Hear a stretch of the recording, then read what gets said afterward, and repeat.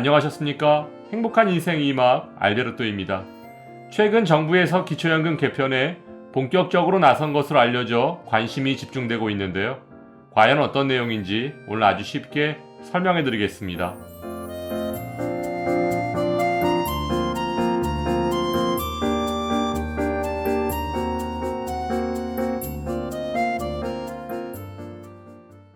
최근 정부에서는 내년도 예산안 편성 시 공적연금 등 의무 지출을 재점검하겠다고 밝히며 기초연금 개편에 본격적으로 나선 것으로 보여지고 있습니다.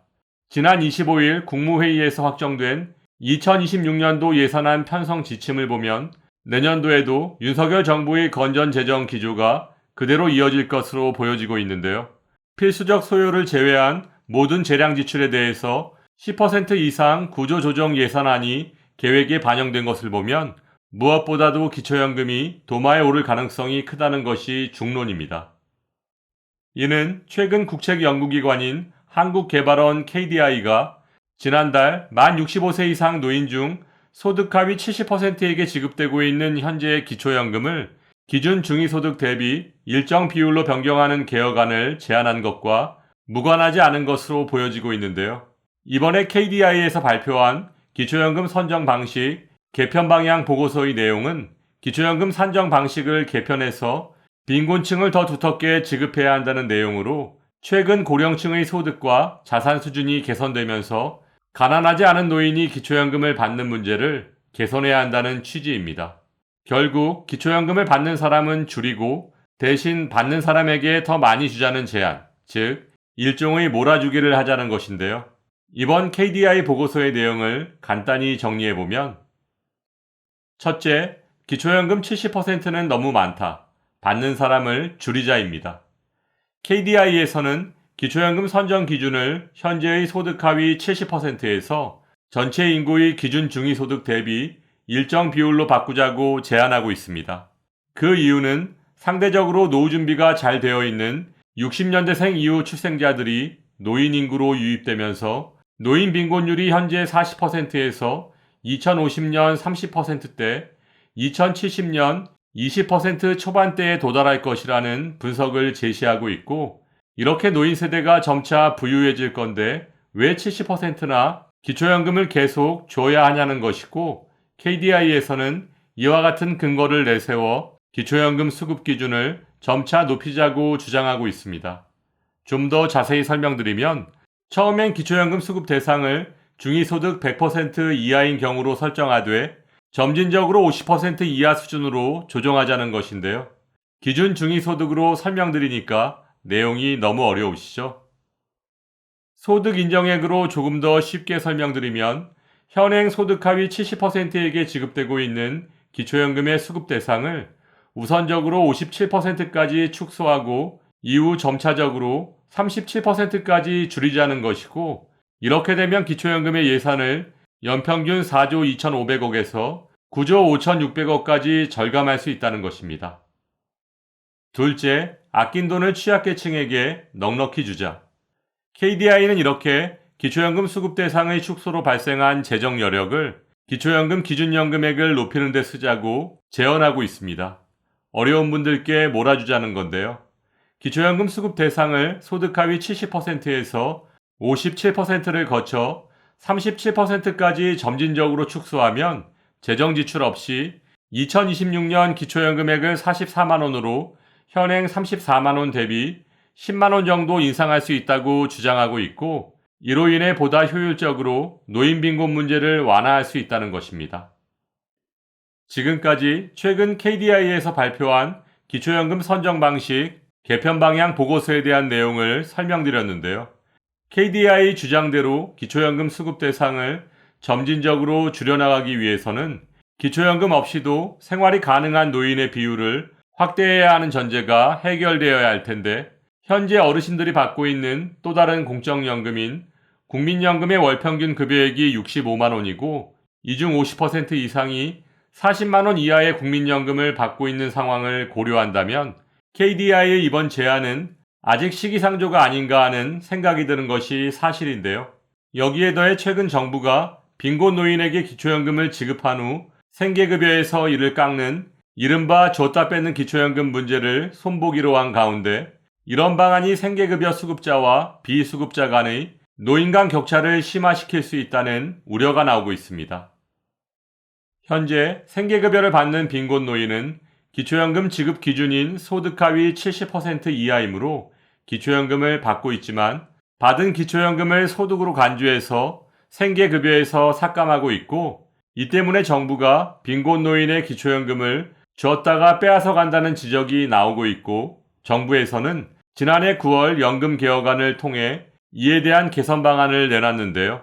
기초연금을 생계급여 기준소득에서 제외해서 중복으로 수령하게 하고 이로써 노후소득 보장 수준을 높이겠다는 것이고 해당 방안은 조만간 연금개혁특별위원회에서 기초연금 제도 개편 사항 중 하나로 논의될 것으로 전망되고 있지만 이런 방안은 생계급여를 받는 노인과 사각지대에 놓여 생계급여를 받지 못하는 노인과의 격차를 확대할 수 있다는 지적이 나오고 있습니다.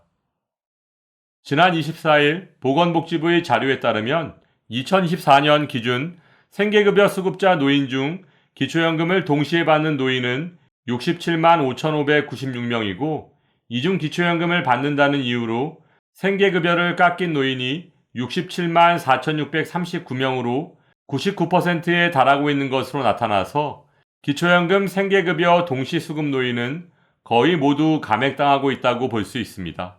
또한 이들 노인이 삭감당한 생계급여액은 월평균 32만 4,990원으로 2024년 기초연금 33만 4,810원에 97.1%에 이르고 있어 이분들에게 기초연금은 그야말로 그림의 떡일 뿐인 셈인데요. 이에 대해 정부에서는 현재 기초연금을 받으면 생계급여를 깎이는 부분이 있는데 감액하는 금액을 추가 지급하는 방안을 현실화하겠다는 것입니다. 하지만 연금 전문가들은 생계급여를 수급하고 있는 노인에 비해 생계급여를 받지 못하는 비수급 빈곤층에 머무르는 노인이나 노인 가구의 우선보호가 필요한 상황이라며 비수급 빈곤층에 대한 보호보다 생계급여를 받는 노인을 사회가 우선 선택했다는 점에서 아쉬움이 있다고 조언하고 있는데요. 이런 상황 속에서 최근 한국보건사회연구원이 한국의 노인 빈곤율이 높은 이유는 낮은 국민연금 소득 대체율과 기초연금 수준 때문이라고 진단한 보고서를 내놓았습니다. 이 보고서에 따르면 우리나라 노인 가구 소득에서 국민연금, 기초연금, 유족급여 등 연금 소득이 차지하는 비율이 유럽 국가들에 비해 현저히 낮은 것으로 나타났고 현재 한국의 노인 빈곤율이 유럽 국가보다 훨씬 높다는 점을 고려할 때 국민연금 소득 대체율 상향 등을 포함한 정책적 방안이 마련돼야 한다는 지적이 나오고 있는데요. 현재 한국의 노인이 가난한 이유를 크게 두 가지로 나눠서 설명드리면 첫째, 어르신들에 대한 공적 사회 지출이 현저히 적다. 한국의 노령 유족 관련 공적 사회 지출 수준을 보면 국내 총생산 GDP 대비 3.5% 수준으로 유럽의 이탈리아 16%, 그리스 15.7%, 프랑스 13.9% 등에 비하면 현저히 낮은 수준이고 OECD 평균 또한 8.2%로 우리나라의 2배 이상인 것으로 나타났습니다. 둘째, 노인 가구 소득에서 연금이 차지하는 비율이 낮다.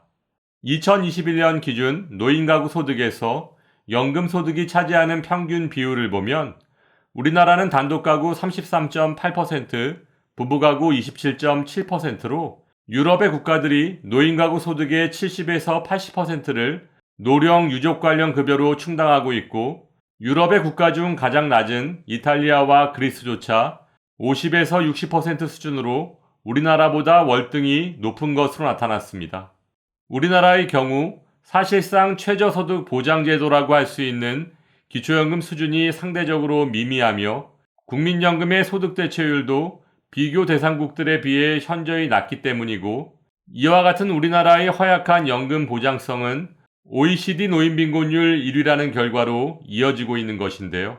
최근 한국노인인력개발원의 보고서에 따르면 노인 빈곤 문제 해결을 위한 정부의 여러 정책 중 기초연금의 효과가 가장 큰 것으로 나타났습니다.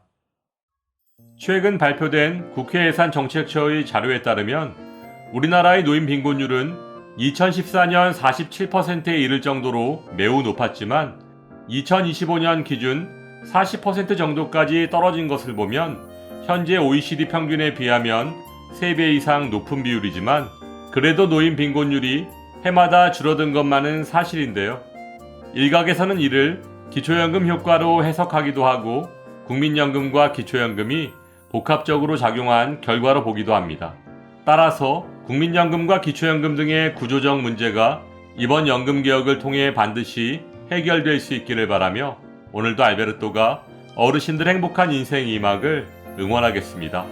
행복한 하루 되세요. 좋아요, 구독, 그리고 알림과 공유는 좋은 콘텐츠를 만드는 힘이 됩니다.